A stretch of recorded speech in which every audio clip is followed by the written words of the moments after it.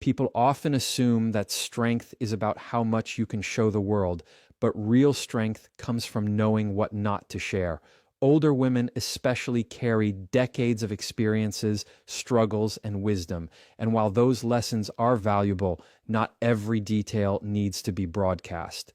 When you keep certain battles to yourself, you maintain control over how people see you and how they respond to you. The world has a way of twisting vulnerability into a weapon when it falls into the wrong hands, and the truth is, not everyone deserves access to your private struggles. Choosing silence doesn't mean you're weak, it means you're selective, and selection is power. When you hold your story close, you choose when, how, and to whom it's revealed, instead of letting the wrong people spin it in their favor. Think about how people listen when you talk. Some listen to understand, and others listen to judge or to gossip. When you share your private struggles with the wrong audience, they may smile at you while silently storing your words to use against you later. This doesn't mean you shut the door on everyone, but it means you become strategic. A trusted inner circle can be a safe place, but the wider world doesn't need a front row seat to your every hardship. By keeping personal struggles private, you cut off opportunities for people to diminish your character or question your capabilities. The truth is, people often respect what they don't fully know, and the mystery of what you're carrying can sometimes be a stronger shield than putting it all on the table. There's also an energy cost that comes with sharing too much.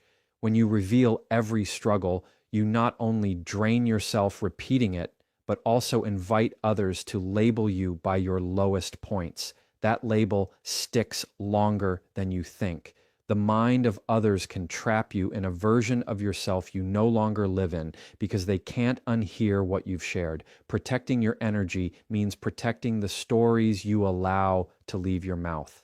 By not letting everyone into your hardships, you stop them from defining you by the worst chapters of your life. You remain in control of your identity, and that control gives you the ability to stand taller without having to explain why. Another reason private struggles should stay private is because not everyone is equipped to carry the weight of what you share. Sometimes you tell someone something heavy, hoping for support, and what you receive instead is silence, judgment, or pity. None of those reactions help you rise, they only anchor you further. By keeping your deepest struggles to yourself or sharing them only with people you trust, you avoid the risk of being misunderstood or dismissed. You deserve to be seen for your strength, not for the scars you carry. Every time you withhold a private struggle from the wrong listener, you preserve the dignity that others may not be able to offer you. It's also important to remember that sharing too many private struggles can change the way people treat you. Instead of seeing you as capable, they may start to see you as fragile. Instead of relying on you, they may step back, assuming you can't handle the weight. The irony is, older women are often some of the strongest people in the room, but oversharing can distort that truth in the eyes of others. By keeping hardships quiet, you keep your strength at the forefront of people's perception. You get to decide when vulnerability is shown, and when it is, it's powerful because it's intentional, not forced by oversharing. Another layer to this is respect. People respect boundaries they can't cross. When you don't hand over every detail of your struggles, you're teaching others that your life isn't open for dissection. That boundary doesn't make you cold, it makes you confident. It communicates that you value yourself enough to not lay everything bare. And the people who truly care for you will respect that choice, while the people who only seek gossip will be left with nothing to take. In this way, keeping private struggles private doesn't just protect you, it filters the company around you. The ones who stay without needing your private details are the ones who truly value you. Finally, keeping your private struggles private allows you to heal on your own terms. Healing is messy, and when too many eyes are on you, the pressure to explain or justify can interrupt that process. Silence gives you space, space to think, space to process, space to rebuild without the noise of others' opinions. Sometimes the most powerful thing you can do is endure quietly, grow privately, and then step forward stronger without ever giving people the satisfaction of knowing how close you came to breaking. That kind of control is magnetic because strength seen after silence is always more impactful than strength explained in the middle of struggle. Money has always been a sensitive subject, and when it comes to maintaining power, keeping your financial situation private is one of the smartest choices you can make. The truth is, when people know too much about what you have or what you don't have, they start making judgments and assumptions about your value. Some people will use that information to elevate you, while others will use it to diminish you, and either way, it places control in their hands instead of yours. Privacy in finances is more than just being secretive. It is about maintaining control over how others view you and making sure your worth isn't defined by numbers in a bank account. When you protect that information, you take away a layer of vulnerability and you keep people guessing, which means you keep the respect that comes with mystery. There is also a reality that people treat you differently depending on what they think you own or earn. If they believe you have more, they may expect you to carry more weight, pay for more, or solve more of their problems. If they believe you have less, they may underestimate you, exclude you, or doubt your abilities. Neither of these extremes allows you to be seen as you truly are, and that's the risk of oversharing your financial situation. By keeping it private, you level the playing field. You prevent people from putting you in a box, and you avoid the subtle manipulations that come from people knowing too much about your personal resources. Privacy in this area isn't selfish, it's wise because it allows you to engage with others without the filter of money coloring their perception. Another reason to guard your financial situation is that money often invites unnecessary competition and comparison. Once people know your numbers, they measure themselves against you, and suddenly what should be private becomes public sport. That comparison not only breeds envy, but can also strain relationships in ways that are hard to repair.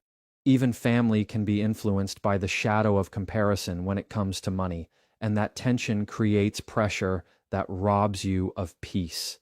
By keeping quiet, you eliminate that temptation for others to compare their lives to yours, and you protect your relationships from unnecessary division. Money should never define the depth of a bond, but when it's out in the open, it often does. It's also worth recognizing that money is one of the easiest tools for people to use as leverage. Once someone knows exactly what you have, they may try to persuade you into decisions that benefit them more than you. They may guilt you, pressure you, or manipulate you, all because they know too much about what's in your hands. Protecting your financial privacy is protecting yourself from this kind of manipulation. You don't owe anyone the details of your accounts or your investments. When you keep those things to yourself, you close a door that people could otherwise push open for their own advantage. That closed door is not only protection, it is a statement of independence. There's also freedom in knowing that your money doesn't define your presence. When you walk into a room and no one knows your financial standing, you are free to be valued for your character, your wisdom, and your voice instead of the size of your wallet. That kind of respect is real because it is detached from status symbols and numbers. The moment people know too much about your financial details, that respect shifts. They may admire you for the wrong reasons or dismiss you unfairly, but either way, the foundation of how they see you becomes unstable. By protecting your financial information, you ensure that the respect you gain is rooted in who you are, not what you have. Another important reason to hold financial matters close is that life is unpredictable and situations change. If people know every detail of your wealth, they will also know every shift, every loss, every gain, and that keeps you under constant observation. That kind of attention creates pressure to always maintain an image or to explain yourself when circumstances shift. But if no one has the details to begin with, you're free to navigate those changes privately, without the burden of outside expectations or commentary. That privacy is peace of mind, because it allows you to manage your journey on your terms without the noise of everyone else's opinions. Finally, keeping your financial situation private creates a stronger foundation for respect because it places the focus where it belongs, on your boundaries and your choices. You are not responsible for explaining your income, your savings, or your spending habits to anyone outside of the circle you trust. Every time you resist the urge to reveal too much, you reinforce your power because you make it clear that not everything about you is up for discussion. That control communicates confidence, and confidence, especially in silence, is what makes people take notice. When it comes to making moves in life, nothing is more powerful than silence. Guarding your future plans is one of the smartest ways to protect both your peace and your progress. The temptation to share what you're about to do can feel strong because people naturally crave validation and support, but the moment you reveal your plans too early, you open them up to criticism, interference, and doubt. Some people will cheer for you, but others will quietly plant seeds of discouragement, and those seeds can grow into hesitation that slows you down. By keeping your plans private, you take away the opportunity for others to shape them before they even have a chance to grow. Silence is not about secrecy for the sake of hiding, it is about protecting the fragile stage where vision is still becoming reality. Another reason to guard your plans is that not everyone wants to see you succeed. As hard as that is to admit, jealousy, insecurity, and competition are real forces in relationships. When you tell the wrong person about what you're working toward, you may be unintentionally giving them the information they need to undercut you or create obstacles in your path. Even if they don't act directly against you, the negative energy of their doubt can create unnecessary weight in your own mind. Protecting your plans doesn't just shield you from sabotage, it shields you from the silent pressure of people who don't have the same vision or drive that you do. Your plans are safest in your own hands until they are strong enough to stand on their own. There is also something magnetic about the power of surprise. When people don't see your moves coming, they can't prepare for them, they can't resist them, and they can't minimize them. The most powerful results are often revealed after the work is already done, not while it is still in progress. When you guard your plans, you allow your actions to speak louder than your intentions ever could. People remember results, not promises, and the less you say about what you are going to do, the stronger the impact when they see what you have already accomplished. This is why silence feels powerful. It allows you to control the timing and the narrative of your own story. Another danger of oversharing plans is the way it creates external accountability before you are ready for it. The moment you say what you're going to do, people will hold you to it, and if your journey takes a turn or slows down, you suddenly have to explain yourself. That pressure can be distracting and discouraging because instead of focusing on the process, you are focused on appearances. By keeping your plans private, you give yourself the freedom to adjust, pivot, and grow without feeling like you're under a spotlight. You remove the burden of having to justify your choices, and you keep the flexibility that progress often requires. It's also important to realize that sharing your plans can sometimes dilute your motivation. There's a psychological effect that when you talk too much about what you're going to do, you feel a false sense of accomplishment before you've actually done it. That feeling tricks your brain into believing progress has been made when it hasn't. Guarding your plans protects your drive by keeping the reward of accomplishment tied to action instead of words. The less you say about what's coming, the more energy you keep inside to fuel the work instead of wasting it on conversations that don't move you forward. Another layer to this is protection from judgment. Plans are fragile in the beginning, and exposing them to the wrong opinions can crush their momentum. People love to point out flaws, risks, or reasons why something won't work, and even when those comments come from a place of concern, they can easily plant fear that stalls your progress. Guarding your plans means shielding them from the noise of outside voices until they are strong enough to withstand scrutiny. Once your vision has grown into reality, criticism loses its power, but while it's still forming, silence is the best defense. Lastly, guarding your future plans allows you to own the element of control. It sends a clear message that your life is not open for speculation or interference, that you choose the pace and the place where information about you is shared. That kind of control is powerful because it draws respect. People may be curious, they may wonder, but the less they know, the more they watch. And the more they watch, the more they see results that cannot be denied. Keeping your future moves close to your chest is not about fear, it's about intention, and intention is what turns silence into strength. Insecurities are something everyone has, but the way you handle them determines how people perceive you. Older women carry a lifetime of experiences, and while there may be doubts or imperfections that linger, constantly sharing them with others doesn't lighten the load. It only gives those insecurities more power. When you voice them too often, you start to frame your own identity around what you think is lacking instead of what you've already proven to yourself. People around you mirror the confidence you project, and when you project insecurity, they begin to see you as less than what you truly are. Holding those insecurities close doesn't mean you're ignoring them. It means you're refusing to let them become your introduction to the world. There's also the reality that not everyone is kind with what you give them. When you openly share your insecurities, some people will try to reassure you, but others may tuck those words away and use them against you later. It might not even be intentional at first, but when someone knows your weak points, they have leverage, and leverage always shifts power out of your hands.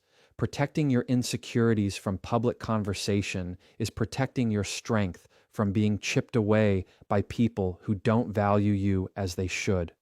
Your silence in this area becomes a shield, and the less ammunition you give to others, the stronger you stand in every situation you walk into. Another part of keeping insecurities private is recognizing that they often grow when they're spoken too often. Words have power, and when you repeat an insecurity, you give it space to expand in your mind. What might have been a small doubt becomes something that feels bigger simply because you've heard yourself say it out loud again and again. By keeping it to yourself, you starve it of attention, and without that constant reinforcement, it begins to lose its grip. Protecting your peace sometimes means refusing to speak life into the thoughts that threaten to weaken your confidence. Silence can be a strategy to shrink insecurities instead of strengthening them.